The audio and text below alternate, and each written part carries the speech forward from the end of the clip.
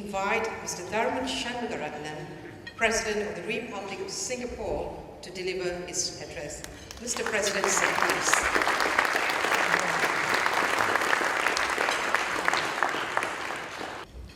Deputy Prime Minister Heng Swee Keat, patron of ISAS, Emeritus Senior Minister Goh Chok Tong, founding patron of ISAS, Professor Tan Tai Yong, Chair, Associate Professor Iqbal Singh Xavier, Director of ISAS, Excellencies, distinguished guests, and ladies and gentlemen. It's really a pleasure to join you this evening to celebrate the 20th anniversary of ISAS.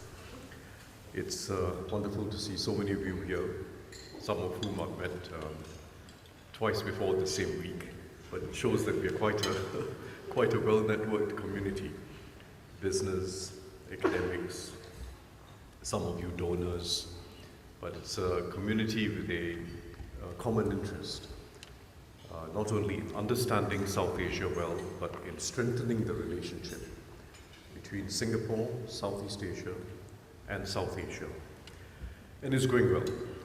If you think back to when ESM Goh first mooted the idea of ISAS and then launched it 20 years ago, his objective, as Tai Yong was just reminding us, was in many ways strategic.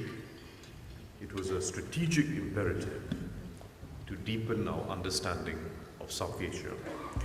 And ISAS has, I feel, done that very well. It's only 20 years, but I think you've done very well in firstly bridging the deficit in knowledge and expertise that existed at that time on India and the rest of South Asia.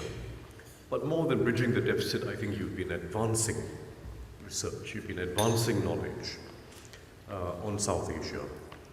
Plus, you've been acting as a bridge between people, academics, experts, business leaders, and many others through your many conferences, symposiums, roundtables, workshops, and so on. You've been bringing people together from South Asia here, including some others from Southeast Asia. It's created a stronger network of both research as well as business leaders with a close interest in relations with South Asia. So congratulations to ISAS.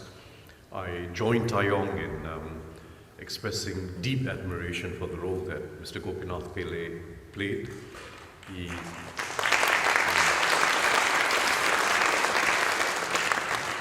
I had many interactions with him, but he took it not just as an appointment, but as a passion. He really put effort into ISAS, and we really owe him a lot for that. And I think Tai Yong, you've also done an exceptionally good job. I hope your next 20 years in ISAS will be as effective as the first 20 years. I should mention that two ISAS initiatives are particularly significant in the broader context of our relations with India. One is the India-Singapore Strategic Dialogue, or ISSD, what in diplomatic parlance they call Track 1.5 initiative. It's working well, range of stakeholders, some officials participating, but principally persons who are business leaders, journalists, commentators, civil society leaders, and so on. And it's been very useful in shaping ideas and giving governments ideas about the way forward in relations between India and Singapore. So that's one good initiative. The second one is the South Asian Diaspora Convention, also long-standing now, which brings together the diaspora who are in various positions of influence, policymakers, business leaders, academics, and so on. That's working very well, and by focusing on specific themes, women's empowerment, infrastructure, fintech, and so on, it's been a productive convention. Let me say a few words very briefly about the bilateral relationship between Singapore and India. I'm optimistic about the relationship. We should be able to build greater depth and breadth in our relations with India in the coming years. India has just elected a new government following its general elections last month. We have congratulated Prime Minister Modi for winning a third term, which is a remarkable feat in a massive, robust, and in many ways decentralized democracy. It's a remarkable feat. And it speaks to how millions of people have seen their lives uplifted, especially by gaining the basic amenities and services that have eluded them for decades. It also reflects an awareness of India's rise.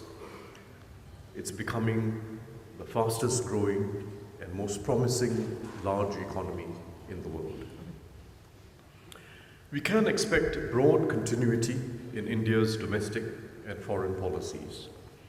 Certainly, we should expect our bilateral relations, which are deep and enduring, to remain on an upward trajectory. We've seen extensive investments by Singapore investors in India in recent years and growing interactions between our business communities, including some major joint ventures. And the mood remains bullish on the part of the business communities.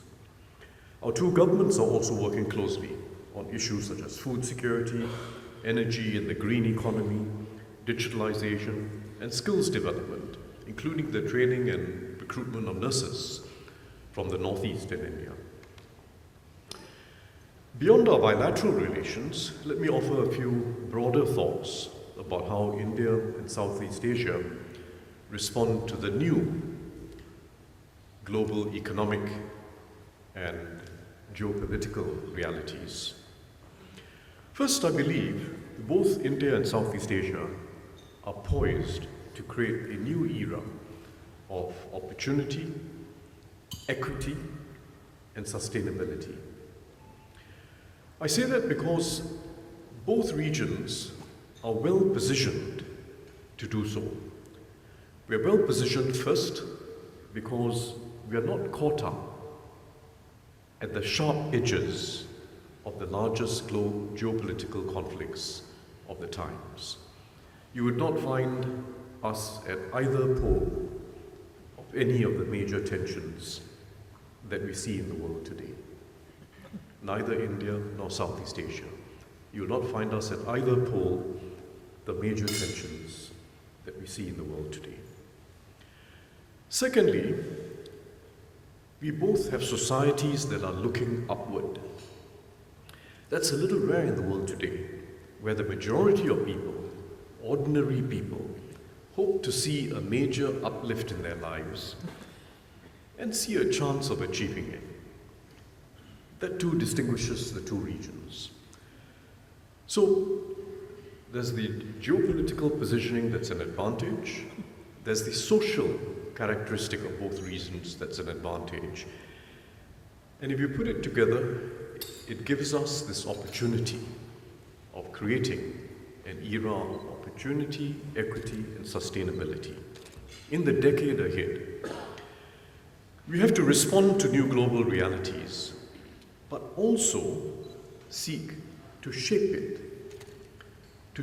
in ways that secure each of our national interests and the global good at the same time. I say shape it, not just respond to it, because India and Southeast Asia do have agency. Particularly if we both respond with the same broad orientations.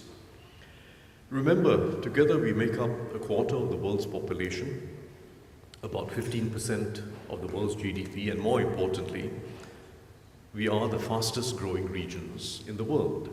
So we do have agency. And we can and must use this agency wisely. I believe we can do so by adopting a few strategic orientations. First, by thinking long-term, rather than responding to the geopolitics of the day, or, as has happened in many countries, by responding to the domestic mood of the moment. Second, by investing more actively to grow human potential. Third, by resisting further global economic fragmentation, which will ultimately hurt every nation. And finally, by collaborating to slow climate change and halt the deterioration in the planet's ecology, which is in all our interests. I believe these strategic orientations, pursued with vigor, give us the best chance of securing our national interests and the global good at the same time. Let me go on to a second issue, which concerns the implications of the shift to interventionist industrial policies, especially in the major economies. Industrial intervention is seeing a resurgence around the world on a scale not seen since the 1960s and 1970s. It started in the 1950s in some places, and it was in full swing in the 1960s and 1970s, and as we know, it largely failed. The shift now is taking place largely by way of drift and tit-for-tat actions. It is not a confident resetting of policy, informed by powerful new evidence or by a cogent reappraisal of the economics of prosperity. But the new industrial interventionism is nevertheless creating a new global reality, an unstable competition of industrial subsidies and a shifting but unpredictable geometry of trade and investments. In other words, it is both a reaction to heightened geopolitical contestation and a further source of weakening of the global economic order. Let me make three observations on how we respond to this global trend in both our regions, both South Asia and Southeast Asia. First, industrial policies should be focused on upgrading our capabilities rather than crowding out other countries. We have to remind ourselves that innovation remains the fundamental driver of long-term growth in every country. We either spur innovation through competition of capabilities, or we stifle innovation by cutting out the competition. The IMF has found that of the 2,500 or so industrial interventions in just the last year, over 2/3 were intended to discriminate against foreign interests. We cannot go far wrong with industrial policies that focus on developing our capabilities through both economy-wide policies, such as investment in basic R&D and education, or cluster-based strategies to develop deep applied strengths and synergies between firms. That's the good industrial policy. And we will also find that economic performance is aided by adopting and adapting the best technologies and innovations, regardless of where they come from. In reality, doing so often goes hand in hand with developing national capabilities.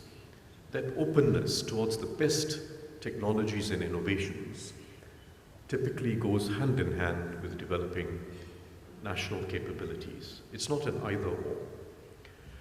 A second observation: for industrial policy to succeed, we need social policy on an industrial scale. To develop every human talent, to deepen and upgrade skills continually, and to advance social mobility. And that requires new forms of collaboration between the public sector, enterprises, unions, and community organizations, and of course, educational and training institutions, which makes it a complex endeavor, a large-scale and complex endeavor, but an important one, and it is too often neglected in the rush to implement industrial policy in its narrow definition. There's also a political point here. There's an important nexus to be achieved here. Investments in social inclusivity are critical to keeping intact the political consensus needed for open economic and industrial policies. And it's that economic, social, and political nexus that helps us achieve our long-term goals of good jobs and shared prosperity. They go together, or they each fall apart. Thirdly, there is potential for India, Southeast Asia, and other responsible middle powers to work collectively to build resilience in multilateralism, regionalism, and coalitions to tackle cross-cutting global issues. I'm glad, for example, to see India's leadership in establishing the International Solar Alliance, which Singapore has joined and actively supported.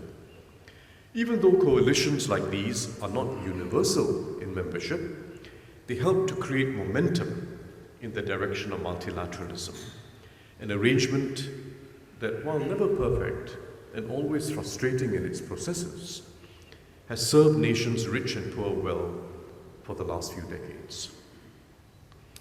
A concluding concern: the new industrial interventionism has found favor amongst politicians, not surprisingly, but also amongst many economists. We should guard against the reverse of John Maynard Keynes' dictum on politicians. His dictum was that politicians who, despite them believing themselves to be exempt of intellectual influences, were usually the slaves of some defunct economists. The equal danger we run today is of economists and commentators, not least those in the advanced economies, despite protestations of independence, being in the service of the political temper of the times. Beware that reversal of Keynes's dictum.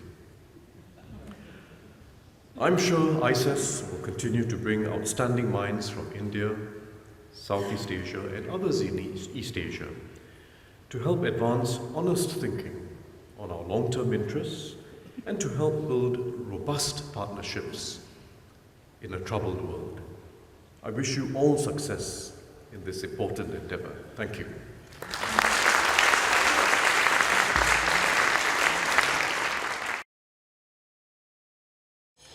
And now I'd like to invite back on stage Professor Tan to unveil and present a gift to President Tharman.